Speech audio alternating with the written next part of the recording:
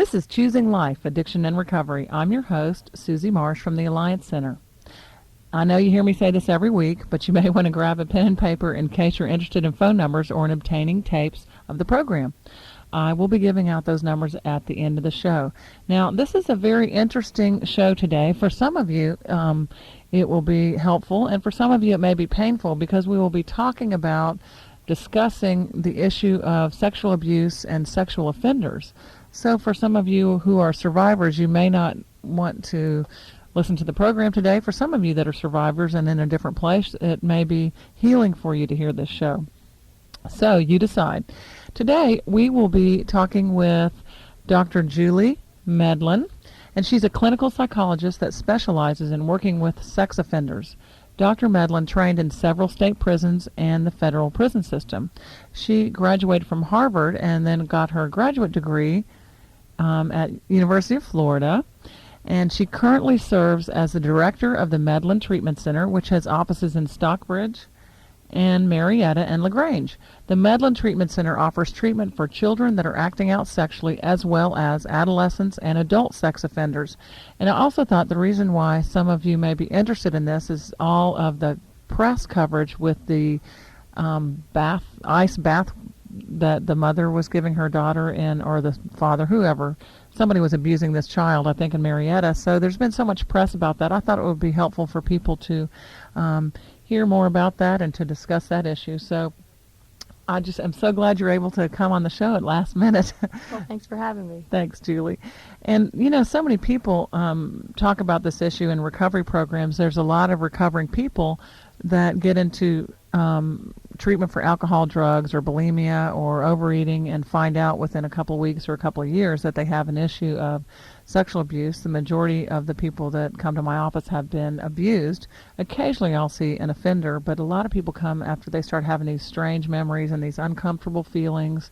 And I can't tell you what percentage of recovering alcohol and drug addicts, but a lot of people come into my office for that. And I was also thinking about how many of them told me that their perpetrator was in many times drunk or high on drugs. And I was wondering if you get a lot of that, and if people are referred to you willingly or mandated.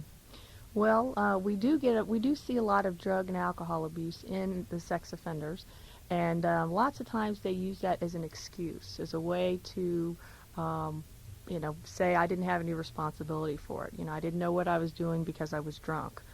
Unfortunately, we generally don't see sex offenders that come to treatment voluntarily. I would say 99% of them are court-ordered. 99%? That's right. That's so sad. And they have to come, and generally they come to our office after they've been convicted of a sex offense, and then the judge has ordered them to treatment. I was thinking, actually, in all the years I've been doing this, I still have never, ever heard of an offender going willingly to treatment. It's usually because somebody confronts them, a daughter, a mother, a wife. So it makes a lot of sense. And unfortunately, lots of times we don't even see them at that point, because even that's not enough to propel them into treatment. So it really turns out that they have to be court-ordered, and even then it's oftentimes a struggle to actually get them to attend the sessions. And if they're forced, if it's mandatory, then they can't leave jail or they can't complete some sort of sentence without it. My guess is that helps a lot too. Well, let's start with the sex offender. Does that include child molesters? Yes, it does. We treat all different types of sex offenders. And so that includes child molesters as well as rapists, exhibitionists, peeping toms, fraudeurs, and a variety of other deviant sexual behaviors. Well, probably a lot of people listening don't know what a fraudeur is, so maybe you could explain that. Well, basically a fraudeur is someone who becomes sexually aroused by rubbing up against strangers in public. So, for example, a fraudeur might rub up against someone in a crowded subway train, or on in a line at a grocery store, something like that.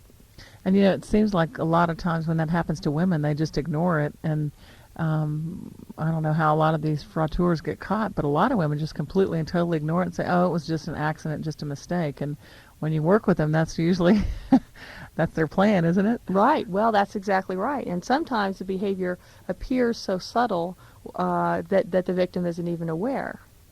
that that's what the offender had intended. And the offender many times tries to make it appear that it was an accident, that he accidentally brushed up against her. Uh-huh. Oh, I know what I was going to say. I was thinking earlier when I first got into this field that one of the myths that I was taught about sex offenders and sexual deviancy is that you never have to worry about people who are peeping Toms. I was told you never have to worry about people who do those kind of things. They're harmless.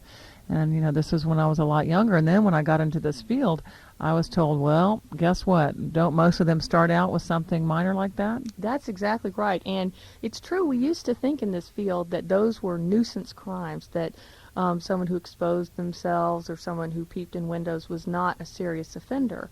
But what we know now is actually that that's how most sex offenders start, is with some type of fairly non-intrusive deviant sexual behavior, and then many times they work their way up to more intrusive sex offending.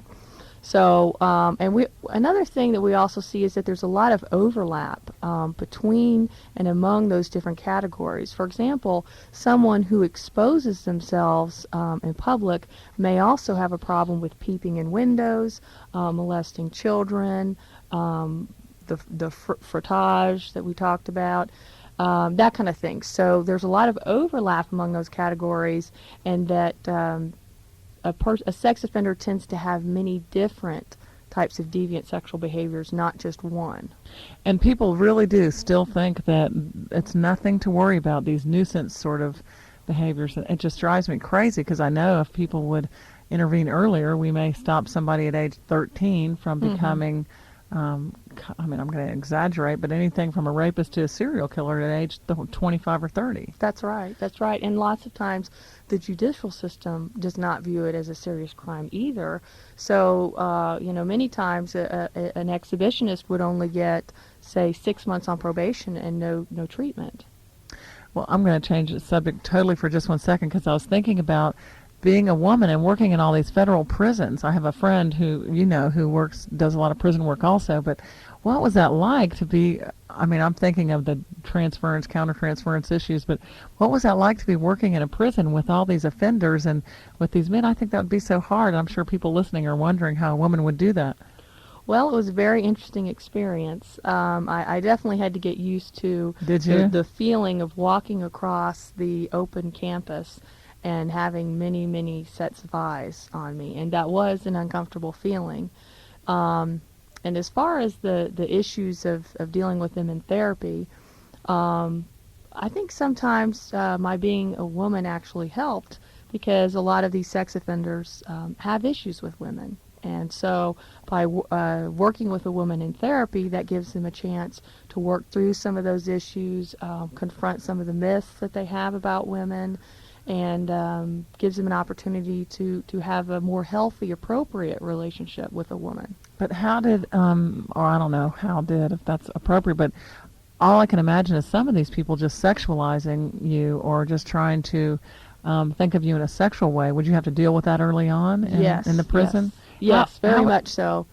Well, this type of treatment, that is sex offender treatment, is very confrontational by nature. And so we would confront the offenders if they were sexualizing the staff or sexualizing their therapist. So if you're sitting in an individual session and they're staring at you in a way, you would say, I notice how you're looking at me, and blah, blah, blah, blah, blah? Yes.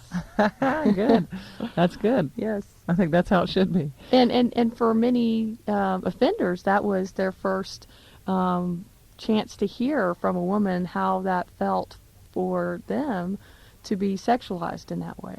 And also the first opportunity for the offender to have a non-sexual relationship with a woman. Well, I'm thinking like a therapist now, and I have all these clinical questions, and I don't know if they're appropriate for the show, but I'm thinking of the empathy training. Do you do empathy training and mirroring and all that? And maybe you could explain for people listening what that is and why you and I are thinking that way. Well, the way that sex offenders are able to molest their victims is that they block out the victim's emotional pain. So, in other words, they tell themselves, well, the victim's not really being hurt, she won't remember, she's too young, well, I'll just touch her this one time, I won't go any further. So they use all of this distorted thinking to convince themselves that what they're doing is really not that bad. And so they ignore the tear in the victim's eye, as the molestation is occurring. And one of the things that we have to do in treatment is to confront them with the reality of what they have done and the horror of their behavior.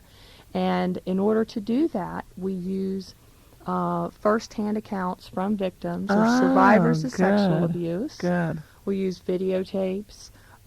We use writings, poems, artwork. Great. All of that type of material to confront the offender with what they've done. And many times it's very emotionally overwhelming for them because they have spent years and a lot of energy building up a defense so that they wouldn't look at that pain. How many of these offenders have been sexually abused themselves? Well, about half. Wow. We used to think that it was much higher, and there's even some research to suggest that that percentage of 50% may be a little inflated because there's a lot of well, I guess you would say incentive for a sex offender to say, well, I did it because I was molested. It's a convenient excuse. So there's some question as to whether how many have actually been molested. It may be closer to, say, 30%. But a lot of them have some type of history of abuse in their childhood, and many times it's a history of physical abuse or emotional abuse or neglect. It's amazing to me when I work with victims and they keep trying to understand the person that hurt them, and they want to understand so badly. And I mean, it's amazing to think that it's just easier to try to understand it that, oh, well, he was probably sexually abused also. Right. But I guess just any sort of violation would be enough to cause somebody to try to block out someone else's feelings to violate them. Right. I mean, it's just hard to understand. And I think when people are listening to this show and thinking about the issue of child abuse and that case that happened recently, and so many of these child abuse cases, how do these people shut down their feelings? And I think, like you said, it happens over a long period of time, and it's practicing at a very early age. And my guess is alcohol, drugs, what other kind of things would help them sort of dissociate or cut off any connection to their emotions? Well, the offenders generally cut off their own emotional pain about their own abuse.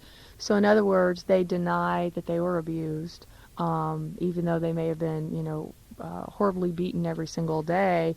They will somehow rationalize that, well, Dad was just disciplining me like he should as a father.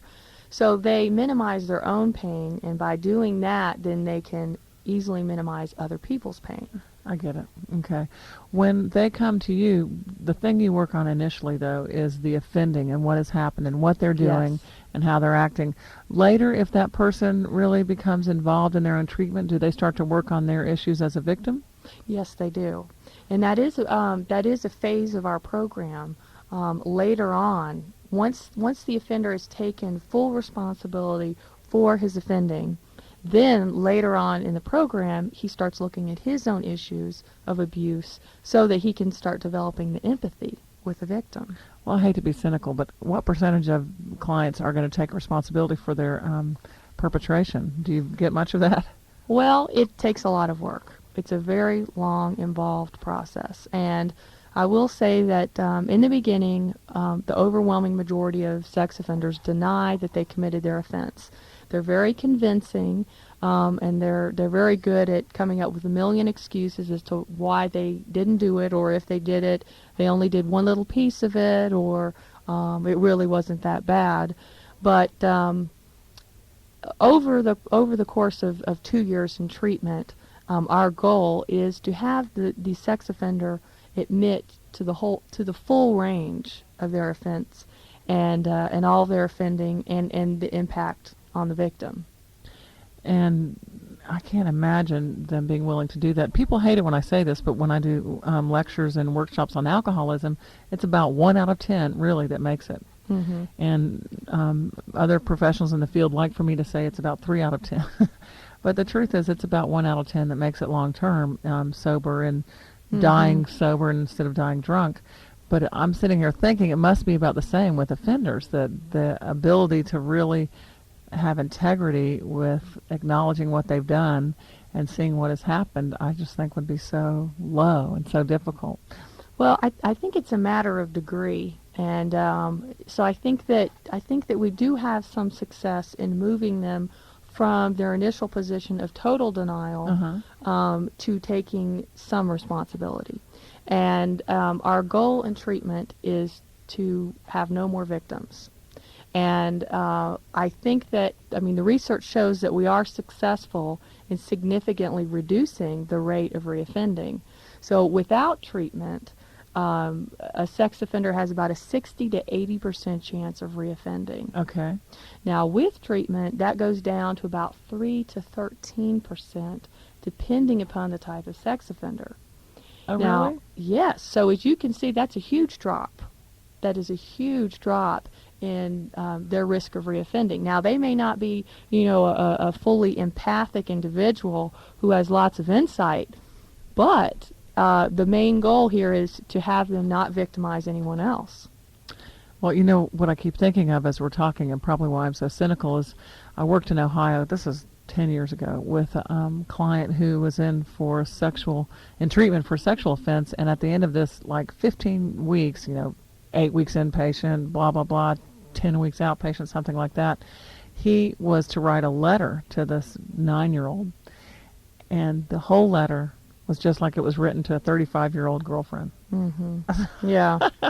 So instead of saying, I'm so sorry, and we had worked on all these issues that we're talking about, and it was so painful to see his inability still to connect responsibility of what he did with her pain and how old she was and how young she was, and it was so painful. It was so difficult. So that's probably why I'm very cynical about it. Well, we do see that. I know. And it just, generally speaking, it's a long process, about 2 years, and it's very confrontational. Right. A specialized type of treatment. It's got to be. And but there are some sex offenders out there that they can be in treatment for years and it doesn't make much of a dent. When you said there's success rate depending on the type of sex offender, as in rapist versus, is that what you meant by type? Yes. What is least likely to have success? Well, rapists tend to have. They tend to respond less to treatment than the child molesters. So they tend to be much more difficult to treat. And I can tell you in my personal... Why is that? Well, the rapists that I see tend to be very, very angry people. And they tend to be in a lot of denial. I find that they are less willing to admit to their offense than a child molester. That's hard to believe, I'm isn't so shocked. it? Yeah. I'm so shocked. Yeah. I think if it were me that I'd rather admit to raping than to child molesting. But well, I agree. That's what I would think as well, but apparently that's not the case. I think that having to admit to the violence and the force is very embarrassing. Oh, I see. So what they sometimes will say is, well, yes, we had sex, but it was consensual. So with a child abuser, the issue is, in their mind, about intimacy and connecting. And with the rapist, it's the violence that they want to pretend didn't happen. So, right. So that's what you said, more angry? Well, I would say both offenses tend to be about power and control, where the offender wants to have power and control, whether it's over a small child or it's over an adult female. But I think that the personality type is just a little bit different, that the rapist tends to be more of an angry, rigid, very, very rigid type of person that's outwardly more aggressive. Whereas the child molester, there are, certainly plenty of angry child molesters, but generally speaking, I find they tend to connect a little bit more with therapists. The child abusers do? The child molesters. Okay. And there's an important distinction within the category of child molesters, and that is there are some child molesters that are pedophiles, and basically that means that they are primarily sexually aroused to children and not really aroused to adults. So their preference for a sexual partner is a child, versus, say, an incestuous father who may or may not prefer children as sexual partners, but may have, during a time of stress or losing his job or whatever, may have molested his child. Well, a pedophile then, is that more difficult for them to change if that feels to them like their most favorite sexual fantasy, that they can get turned on by adult women? Does that change? That is the hardest thing to treat. There are things that we can do in treatment to try to change that, and we use different types of behavioral techniques to try to extinguish or get rid of the deviant sexual arousal or the sexual arousal to children. And then there's things that we try to do to increase the arousal to adults. But that's difficult to do. And is that the Clockwork Orange stuff? It's similar to that. It really is. Maybe describe it for those who don't know what Clockwork Orange is. Okay, well, here is one technique that we use. It's called the ammonia aversion therapy. And basically what that involves is the offender will verbalize or say a deviant sexual fantasy out loud, and right to the point where he would be offending in that fantasy, he says stop, and then he pops open a capsule of ammonia, which is the smelling salts that they use on the ball fields to wake to arouse someone who's unconscious. Right. And it's when you sniff that, it has a very negative effect. The eyes water, the nose burns. And at that point, the offender verbalizes that, and the whole idea is to associate the deviant fantasy with a negative physical sensation, rather than deviant fantasy with orgasm. And what's the name of this type of treatment again? Ammonia aversion therapy. Aversion therapy, that's right. I've heard that, I remember studies years ago that didn't work, and then studies saying that it did work. So you're saying state of the art is now that it does work with certain types of treatment offenders? Well, it is one tool among many that we use with offenders, and it works in the short term. But of course, if an offender doesn't do it for a long period of time, years later, yes, he could develop that deviant sexual arousal again. I see. But we use it to help clients control their arousal to children early on, so they can stop offending. Oh, okay, I get it. Well, if you just tuned in, you're probably wondering what we are talking about. And we are discussing sexual offenders with Dr. Julie Medlin, who's a clinical psychologist that specializes in working with sex offenders. And it's actually a fascinating show, and she is teaching me a lot of information that I didn't know. And hopefully you'll stay tuned, because there is some very interesting, I don't know if I'd call them myths or things that we've been taught about sexual offenders and about abuse that probably can be cleared up. So for those of you that have questions about why do they do it, and who is the typical sex offender, and how can a child have a sex problem, we're going to be discussing children with normal sexual development versus children with sexual problems, and children. Sometimes there are kids who offend against other children. So if you are interested in those questions and in the subject of child sex offenders and how to prevent that and how to help protect kids, stay tuned. We'll be discussing this issue in more depth. This is Susie Marsh from the Alliance Center, and we will be right back. Over my 3, 2, 1, mark. Welcome back. You're listening to Choosing Life, Addiction and Recovery. I'm your host, Susie Marsh from the Alliance Center. If you just joined us, I would like to remind you that we will give out phone numbers at the end of the show. So you may want to go ahead and grab your pen and paper. And we've been having a very interesting discussion today. To some of you, it may be painful if you are a survivor of sexual abuse. For some of you that are survivors, it actually may be healing. I'm not sure.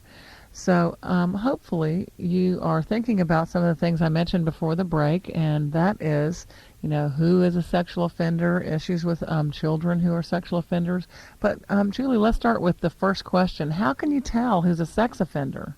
Well, that's a good question because sex offenders tend to look very normal on the surface, and actually, many of them appear to be upstanding members in the community, and often they have good jobs. So, for example, a sex offender could be your tax accountant, could be your neighbor, could be a deacon in your church.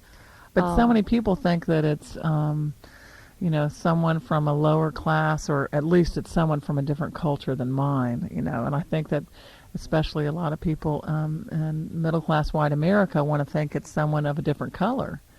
And are you saying that's not true? Well, that is definitely not true because actually the research shows that the average sex offender is Caucasian, heterosexual, religious, married or formerly married, earning a middle income or above, and fairly well educated. That's understandable to me because I've been trained, but when I first heard that, I just could not believe it. You are trained so well in your own culture to think so many things, and I'm sure many of you know what I'm talking about, so I'm glad that you're saying that. So many people are shocked, but I can't tell you, and I'm sure I can tell you how many clients I've had come into my office who are sexually abused by their millionaire father or their minister or priest, or boys coming into the office telling me about being abused by a priest or a coach, and like that coach, that football coach or hockey coach who abused all those kids. So. Well, and it tends to be really frightening for parents because how can they tell who's a sex offender? And there's issues of who can they trust to babysit their children, who can they trust the coach on the baseball team, or the counselor at school, or that kind of thing. So it can be really hard. Well, do you have prevention tips? The one thing that I was thinking of when you were describing that is there was in Ohio, again, when I was in graduate school, there was a really attractive, good-looking young attorney, a city attorney in this small city, a suburb of Columbus, Ohio. And he spent all this volunteer time with boys 13, 14, 15, 16, 17 years old. Okay, white attorney, probably in his early 30s, having these young kids spend the night at his house, hang out all the time, being with him, and I always felt extremely suspicious. Would I be overreacting? Well, I don't think so, but then again, I work with sex offenders all the time, so I would say, and this may be on the conservative side of things, but I would say to parents who want to be cautious that here are a few things that you might take notice of if you see these things. Just as what you were saying, that if someone an adult starts giving your child special attention, that seems a little unusual. A single adult man who is offering to take your kid to Six Flags or take him camping for the weekend or something like that. I would tend to be a little suspicious of that. Also, particularly if this person offers special treats or privileges, or tries to somehow single out the child and get them alone. I just thought of another example of some of the boys in my boyfriend's school, which is a private school. There's a lot of the kids are residents, and this one kid kept saying, "I'm going over to my friends." We find out that this man is in his 40s. This is a tall, good-looking teenage kid who's about 16 or 17. And finally, we found out from the other kids that they go over there and there's pornography, and they get special privileges. They get all this special, food, special, who knows if they had beer, but now we're wondering, everything, all these privileges, but there was always something uncomfortable. We finally had to call the police on this man, but to me it was clear, but, it's part of what I do for a living. Well, and that's how sex offenders, quote, groom their victims. And groom means set them up, is they offer them special treats and privileges, and they take them special places, and so the kid gets used to that, begins to trust this person, the parents start trusting this person, and then it's very confusing to the child when the offender betrays the child's trust and starts molesting them, and that puts the child in a very difficult position because it means then that to tell would be to have to potentially hurt this person that they care about. So it makes it very difficult for children to disclose sexual abuse when the offender manipulates them in that way. Well, I was thinking about some of the victims that I've worked with, and that's always when they tell me see, I should have told somebody. That's why it's my fault. And I'm going, wait a minute. You know, for 3 months or 2 months or whatever, 6 months, you trust this person. Then all of a sudden this happens and you don't tell anybody because you feel guilty, ashamed, and angry and embarrassed. And now it's your fault, not his, for doing this to you? That's right, when actually it's completely the offender's fault for having manipulated this poor child all along and having found this brilliant way to trap the child in this very emotionally confusing role. So, unfortunately, most children don't tell when they've been sexually abused, but we do know that when they do tell, that they are not inventing this, that they are not making this up, and that, the research shows that less than 4% of sexual abuse allegations made by children are false. Less than 4%? That's right. What about all those studies, and I know some people are thinking this, that where the kids recant? Well, that's very common for children to recant, and many times it's because they're getting pressure from relatives or their parents or the offender. You're going to destroy, Uncle Joe's life if you continue to talk this way. It's really sad, but a lot of times we see that even the child's own family is in complete denial, particularly if it's a relative or a neighbor or a close friend, and the child just gets so much pressure that they recant. That's very, very common. I see it all the time. And as adults, we misinterpret that as meaning that they lied before. But we know that children generally do not lie about this. And almost every time when I'm working with a survivor, and I'll say, okay, tell me why you didn't tell them. Tell me what was happening. And they'll sit there for a minute and they'll go, well, I knew that my mom would be mad at me, and then I knew that she'd be scared about so-and-so getting in trouble. And one time I had tried to tell her about this bad thing happening. So, within 15 minutes, they give you exactly why you wouldn't have told either. Right, right. And the other sad thing is that sometimes when children do tell, that they end up being the ones punished in some cases. They end up going into foster care, and if the mom doesn't support them, and dad's the offender, then sometimes the child gets cut off from their own family.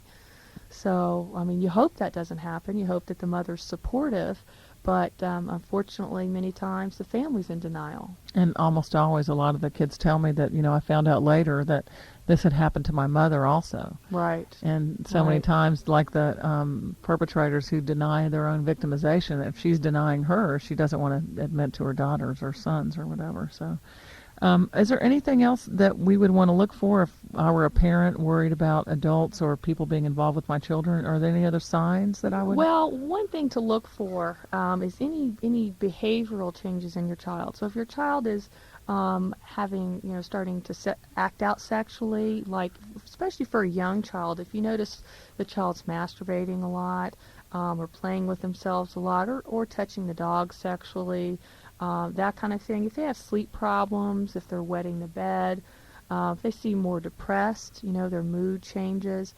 Another sign that we see a lot is having problems separating from the parent. In other words, the child becoming very, very anxious if the parent ever leaves. And this is especially true in young children. But if the child didn't have that problem before and now suddenly starts showing that problem, that's a sign that something's wrong. Right. Okay. Those are very good examples. And of course, some other things might be if a child is suddenly refusing to go to school, or is becoming more aggressive, having more temper tantrums, things like that. Now, one thing that I tell parents as a preventive measure is that, you don't want to scare your children about, there could be a child molester out there that's going to hurt you. So it's really important how you tell your child about this. And here's a suggestion of one way that you could say it to your child, which is that, if someone tries to touch your body and do things that make you feel funny, say no to that person and tell me right away. So in other words, you're not necessarily using the word sexual or sex That's or things great. Like that. And that way, the child knows that you're open to hearing that if something like that were to happen. Now, another thing that parents can do is to teach their children that respecting adults does not mean blind obedience. So in other words, that avoid saying things like always do everything the babysitter tells you. Give them the idea that it's important to respect adults. However, adults are not always right 100% of the time. I think that's excellent because I'm thinking of more of some of the clients I've worked with and what they've told me, and which is, blind obedience. I couldn't say no, or there was a lot of rigidity or punishment in their family, so there was just no way they could imagine not being punished for something happening to them. Right. So that's good. Well, I think those are very helpful examples of how to tell something that may be inappropriate with an adult who's a sex offender, and what kind of responses kids have. Every single person I've worked with who's an adult, a teenager, or a child has told me about their behavior changing within a couple of weeks to a couple of months after the abuse. Almost always. And almost always they tell me that nobody ever says, what has happened? What's wrong? What has happened? They just start getting in trouble. Right. And it's amazing. And for some reason, then they interpret that as, see, I'm really bad. The other thing, I don't know if we can address this, is with victims that tell me, it must be my fault because first time this happened, I was this age, and then a couple of years later, this happened with somebody else. So, see, it must be me. These people just pick me out. And so what I'm thinking is how manipulative child sex offenders notice certain behaviors or certain characteristics. Can you say anything about that? Oh, yes. I would say that child molesters are very attuned to children who've been molested, and they are very good at picking out children who are vulnerable. And many times they'll pick the lonely straggler, in the crowd who maybe is, standing away from the other children on the playground, or the child whose dad works all the time, and so this kid is really looking for a surrogate father figure. Exactly. They're looking for the child that is likely to respond to that special attention they're going to give, and then one that they're likely to be able to manipulate into not telling. I read a novel, gosh, I wish I could remember the name of it, recently about, and I wondered if it was autobiographical, but the woman talked about her first sexual experience being at age 12, and she was overweight and felt unattractive. So, of course, it was with this older married man who let her wear these fur coats in his store every day. And eventually it escalated and escalated. But the whole entire novel was a succession of older men that she would marry and be with, get rageful at, and leave. Never, ever, ever any resolution of any child sexual abuse. And the whole book, to me, as a therapist, it hurt me. It just made me sick. I could tell the author and the character in the book had no idea this whole story was about sexual abuse and just living out this. She eventually got into drugs and this whole thing, but it ended with her just being happily married to this last guy. It was horrible. It was so typical of the victim, never noticing that she'd been victimized and never really taking nothing but blame for it, never seeing any of these people as hurting her. So, and we see that many times with the mothers of the children that are sexually abused, is that that the mothers themselves were molested as children, didn't recognize that or have never worked through that.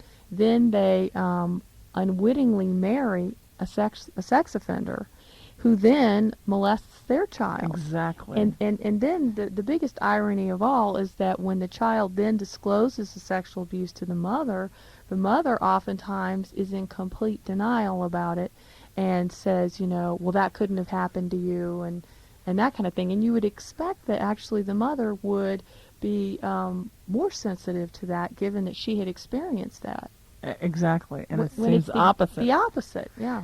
Same thing with rape, wouldn't you say? That when there has been a rape, and if mother's been abused at all sexually, she will somehow shut down and minimize it. I've seen that a couple times with teenagers who've been raped, and with parents who admit later to me that they have had that same experience. And just noticing that, like you said, with the child sex offenders, that the perpetrators or the rapists would pick out these women who somehow look totally different from the other women by either the way they walked. I'm thinking about this one child I worked with in Ohio who walked with her head down, looked terrified, like a deer in the headlights. So did her mother, and she had been raped. And this guy picked her out because she was never going to tell anybody, and she wasn't going to scream, and she was just a terrified kid. So, of course, she blamed herself also. Right. So it seems like the rapists do the same thing that the child sex offenders do. Look for certain characteristics. Is that right? Yes, that is right. Well, why do sex offenders do it? Why do they do this? Well, that's a very complicated question to answer. Sex offenders act out sexually for a variety of reasons, and the motivation differs from offender to offender. But there does seem to be an overriding theme among a lot of the sex offenders, and that is that sex offending gives them a feeling of being in control and a feeling of being powerful.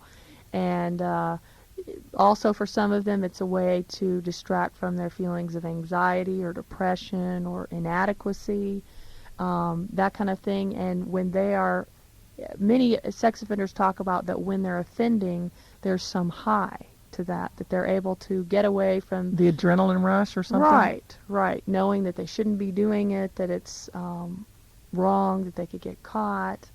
And it distracts from all of these other negative feelings that they're having. And you said that a large percentage of them have been physically abused in some way, violated, right? Yes. And right. So they're abused angry in some way. Yeah, generally speaking, what it seems to be is that these people have some kind of history of abuse or neglect from their own childhoods. Okay. They've never worked through any of this. Most of them come from dysfunctional homes, and instead of ever working through those issues, they use sex offending as a way to kind of express their anger.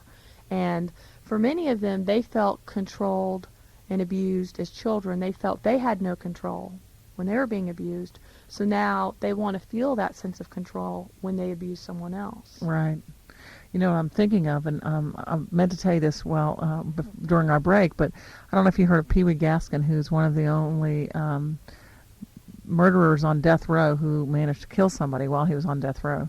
He was able to get privileges to be, what do you call one of the surrogate guards when you're a prisoner? Mm-hmm. Right. But anyway, so he was like the handyman because he worked up to all those privileges, and he specifically, someone in the gang in this prison wanted him to kill this guy, and he rigged his light bulb so that when he turned it on he'd be electrocuted. But he wrote his own life story, and the reason I'm saying this, I tell this to a lot of women that I work with, and it's amazing. It's sick, but it's very amazing. He was addicted to serial killing and mass killing, and he would do regular coastal kills, he called them, on the highway in the 70s, hitchhikers, and then he'd do these other really very, very sick, distorted, brutal Jeffrey Dahmer type of murders that were his high.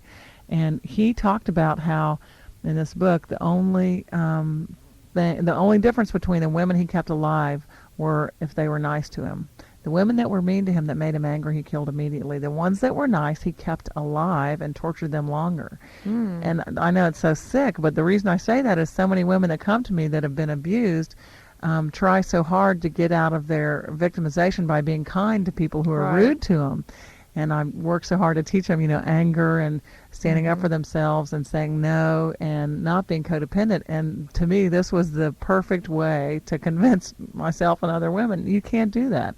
This guy, and he writes about it in the book, I liked it so much that I made it last longer. So right. Isn't that sick? It's interesting that you say that because I evaluated a serial rapist not too long ago that was incarcerated, and he said really pretty much the same thing. Really? Which was that he had broken into several women's houses, and there were a couple of victims that said, okay, all right, let's just go ahead and get this over with. Come on, here's the bedroom.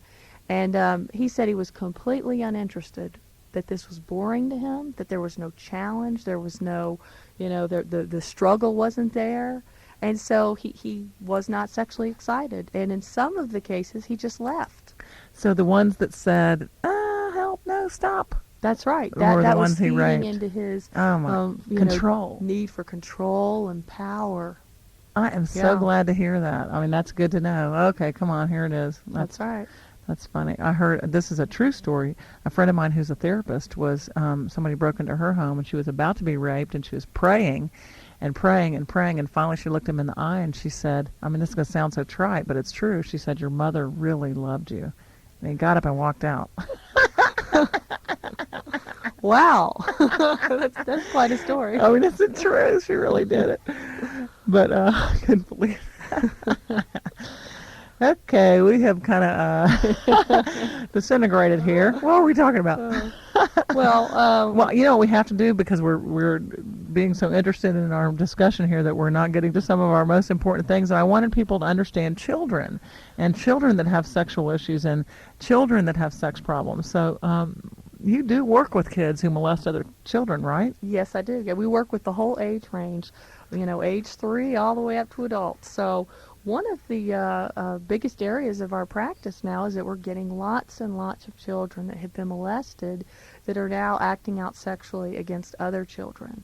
And this is really a huge problem. And, for the most part, professionals don't know what to do with I know. this. What do you do? Well, we work on helping the child control their compulsive behavior. Lots of times the sexual behavior just becomes so compulsive that they're doing it all the time. Right. And sometimes they do it as a way to, distract from negative feelings. Sometimes they do it because they've learned that it feels good. Sometimes they're repeating the abuse or what's happened to them as a way to try to understand it, way to kind of undo what happened to them. Sometimes, they get a sense of power or control, in the same way that an adult sex offender would. So it depends on the age of the child, our treatment approach. But with young children, we use a combination of play therapy where we incorporate into the play talking about, why it's not okay to touch other people in the private parts, and try to help them get some connection between what the feeling is that they're having before they commit the offense. So many of these children, when they feel sad, will then go touch someone. I see. Or when they feel inadequate because they were shunned at school, will then go touch their little sister. So, the whole thing here is that sex offending is very much of a psychological issue, psychological problem.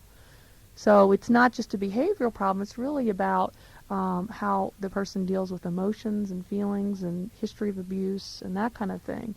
So we try to connect that for the child so that when they're sad, they can say, I'm sad, and do something else. Okay. Go tell mom or play with their dolls. Well, what about, I was thinking as females, do you get many female sex offenders, children? Yes, we do. We're getting more and more of those every day. I think that Isn't that weird? Yes, it is strange. I think that it has to do with the changing roles in society for women. I think that as the role models for young girls change, and that the role models are becoming more assertive and well, all I'm thinking is, I know some people that are listening and saying, that's right, it's the feminist fault. Well, I was trying to avoid it coming across that way, but I think that little girls are now more likely to act out their problems in the same way the little boys have, because now they have some female role models in, the cartoons. Now they have Xena, the warrior, these female characters that are aggressive and assertive. Oh, that's right. So that's just a guess. And I think that that may be just a natural consequence of the changing gender roles in our society. And that's not to say that it's a bad thing that the gender roles are changing, but as they change, there will, I think automatically be some change in the types of problems that we see. Well, and there certainly will be less women that are victims if they're more assertive and tougher, and that's not necessarily mean that they're all going to be, offenders. That's right. But it's so funny to me. How can a 3-year-old have a sexual problem? Well, in a lot of different ways. Now, there is some sexual behavior that is normal in children. Okay. And what is that? For young infants, they're curious about the world, and so they're also curious about their bodies. And so masturbation is very common in young children, young infants, for them to explore themselves. They may do that as a self-soothing or exciting behavior. Around ages 6 to 10, kids start playing doctor, comparing penis size. They become interested in sex words and dirty jokes and things like that. So that's all normal behavior. Okay, but what about the kids that start to go have sex in a group in the neighborhood that are around the same age? Is that normal? Well, it depends on the age, but generally speaking, any kind of sex, whether it be oral, vaginal, or anal, any kind of intercourse before age 10 is abnormal. That is developmentally much too early. What we look for in children to determine if this sexual behavior is a problem is we look to see, is there a power difference between the children? So in other words, is one child older than the other one and manipulating the other one? Is there any use of bribes or tricks or manipulation? Is there any use of force? Does one child have a lot more knowledge about sexual things, maybe because they were molested, than the other child, and is kind of tricking or leading this other child into this? And the other thing we look at is, can this child stop the sexual behavior when redirected by a parent? So most children, a lot of times parents will say, well, I caught my child playing with himself in the bathtub. That's fairly normal. But when the parent says, we don't do that we don't do that in a public place, you only do that in private, most children will stop. Right. And won't do it in public anymore. But if the child continues to do sexual behavior in public after they've been told that they shouldn't do that, then that's a sign that could be a problem. Okay. So we will see children as young as 3 years old to act out sexually, and some of the ways they can act out is they may engage in sexual behavior with the family dog. They may try to penetrate the dog. They may try to insert a toy in their little sister or their little brother.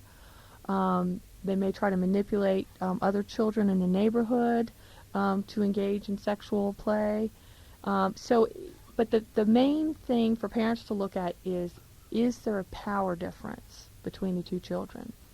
So if the two children are about the same age and they're playing doctor and it's consensual and it's mutual and there's no force or manipulation, then that's fairly normal sexual behavior. Well, is there anything else about children that parents may want to notice or be aware of? I mean, without being hypersensitive or too worried about it, but I guess I was thinking about, a lot of people tell me about neighborhood, kids in the neighborhood doing things, and how sometimes I hear of issues with children that don't sound like sexual abuse, but it sounds like exposure to sex too early. Right, yes.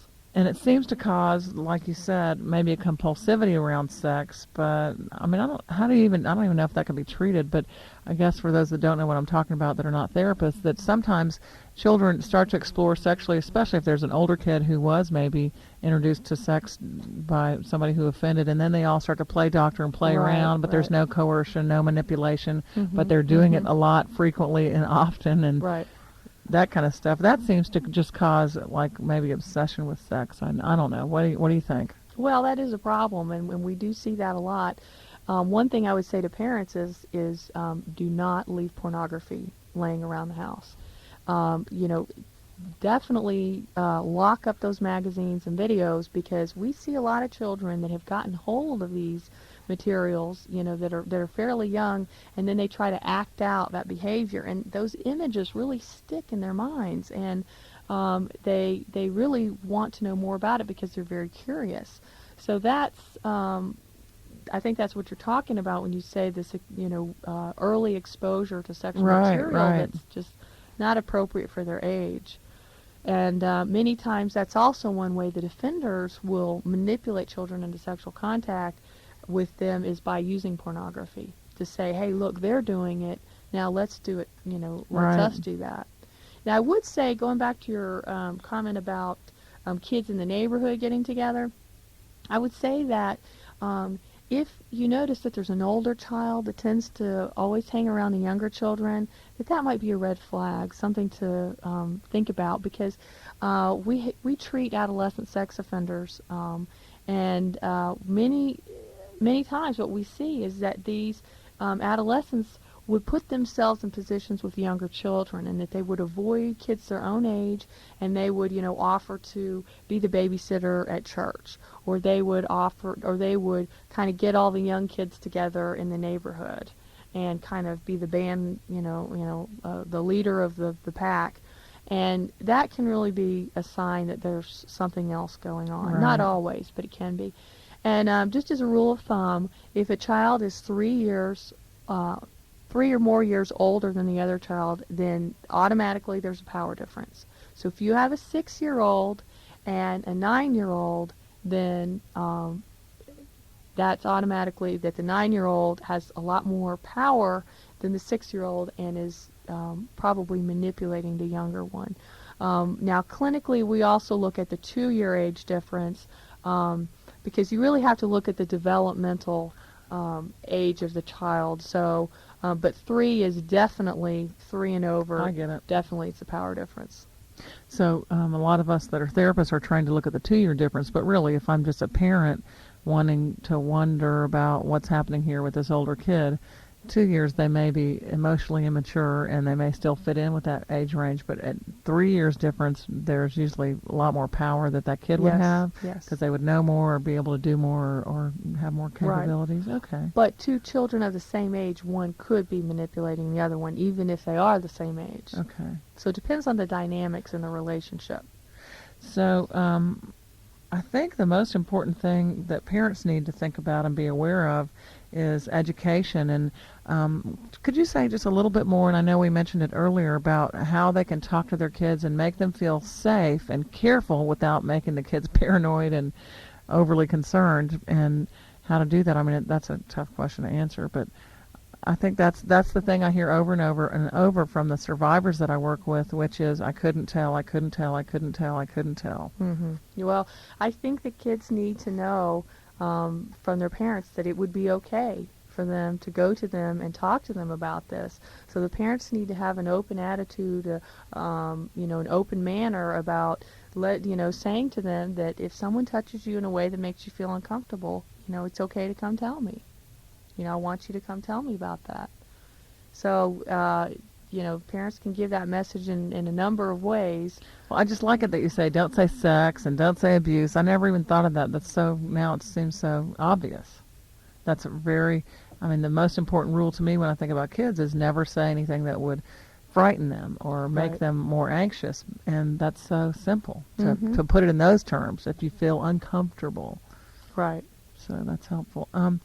Well, is there anything you think we should cover? Because I don't want us to leave anything out, and I know I've jumped around here with a lot of the issues that you and I wanted to talk about. So do you think there's some other things parents may want to know about or try to understand and that we want people to be aware of? Well, one of the issues that comes up a lot is, if someone has molested a child, will they do it again? And we see lots of families where, say, a father molested the daughter, and the mother very much wants to believe that it won't happen again and that he's not at risk to molest the other daughter. But actually what we know is that, that this problem does not get better without treatment, that it actually just tends to get worse over time if not treated, and the person tends to develop more and more deviant sexual behaviors. So they might start out with one deviant sexual behavior, which is exposing, and then go on to peeping and molesting and that kind of thing. And we used to think that if someone just molested in the home, that they wouldn't molest outside the home, and now we know that's not true, that sex offenders cross a lot of different boundaries, and they also cross the gender boundary. So someone that molests girls may just as easily molest boys. Someone who molests a young child may also molest an older child. So I would say, we say to sex offenders that they are never cured. We, similar to alcoholism or drug addiction, right, which is that for the rest of their life, the sex offender will have to always avoid high-risk situations, and that means they should never be in a position of authority over children. They should never be, like the camp counselor or the Boy Scout leader or that kind of thing. Owner of a daycare. There you go. that they really shouldn't be left alone with children in any kind of situation, because it's a high-risk situation. It'd be the equivalent of an alcoholic going into a bar and just hanging out there, or owning a bar every day, or being a bartender. It's just not a good idea. Well, what about this? I don't know if it's legal yet. Notifying people in the community. What's that called? That law? Oh, community notification law. So all sex is that a law in Georgia?